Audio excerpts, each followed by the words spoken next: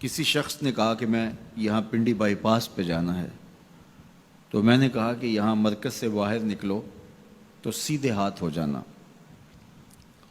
وہاں آگے main road آ جائے گا تو اس سے دائیں ہو جانا، کچھ فاصلہ کاٹو گے تو آگے بائی پاس ہوگا۔ تو یہ ہے ارات الطریق، راستہ دکھلانا، اس کی رہنمائی کرنا۔ تو ہدایت کا ایک معنی یہ ہے رہنمائی، لیکن وضو کر کے قبلہ رو کھڑا ہو کے ہاتھ باندھ کے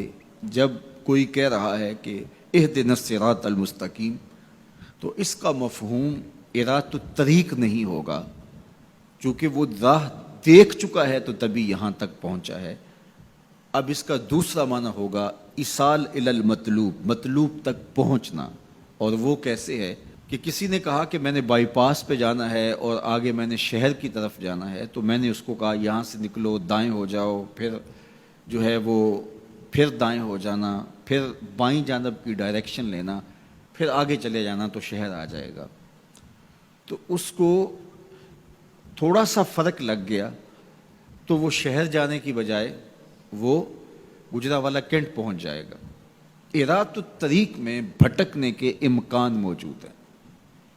اور اگر کوئی راستے میں بھٹکانے والا کھڑا بھی ہو،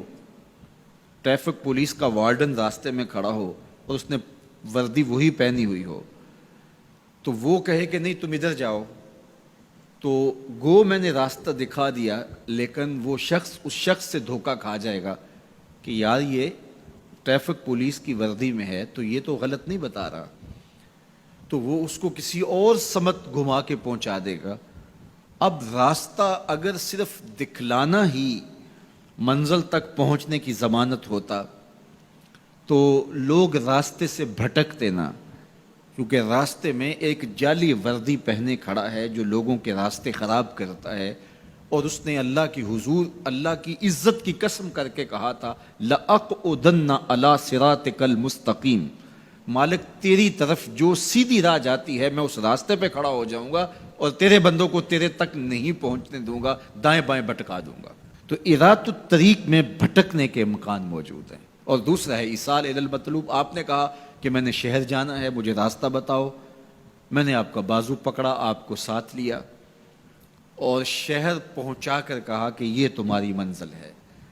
تو اس کو کہتے ہیں ایصال الی المطلوب، مقصود تک، منزل تک، مطلوب تک پہنچا دینا۔ تو اہدنا الصراط المستقیم میں بندہ اللہ سے منزل تک پہنچنے کا مطالبہ کرتا ہے، راستہ دیکھ چکا ہے لیکن پھر بھی کہتا ہے مالک میں چلوں گا تو شیطان راستے میں کھڑا ہے، میری راہ مار دے گا، تو کرم کر، دستے کرم بڑھا اور مجھے منزل تک پہنچا دے۔ اور جب وہ دستے کرم اور رحمت برا ہاتھ دیتا ہے تو پھر منزل تک پہنچنے میں دیر نہیں لگتی۔ از خود کوئی